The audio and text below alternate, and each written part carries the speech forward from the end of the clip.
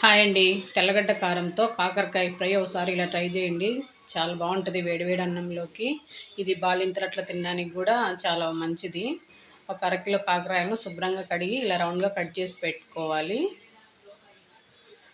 తెల్లగడ్డ కారం కోసము ఒక తెల్లగడ్డ మొత్తం ఒక గడ్డ మొత్తం తెల్లవాయలు, కారం, ఉప్పు దంచి పెట్టుకోవాలి. గిన్నెలో ఆయిల్ వేసుకోవాలి. ఆయిల్ కాస్త ఎక్కువే పడుతుంది. జీలకర్ర వేసేసి ఆయిల్ హీట్ అయిన తర్వాత ఈ కాకరకాయ ముక్కలు, పసుపు, కాస్త సాల్ట్ వేసేసుకొని కలుపుకోవాలి.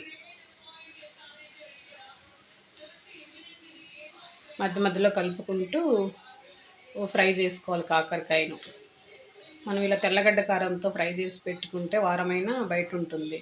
ఇవన్నీ కాకరకాయ ముక్కలు ఫ్రై అయిపోయిన తర్వాత తెల్లగడ్డ కారం వేసేసుకొని మనము కావాలంటే సాల్ట్ చూసి వేసుకోవాలి. ఇలా మొత్తం కలిపేసుకొని తెల్లగడ్డ కారం కూడా ఫ్రై అయిపోయేలా ఉంచి స్టవ్ ఆపేసుకుంటే కాకరకాయ ఫ్రై రెడీ. ఇలా చేసుకుంటే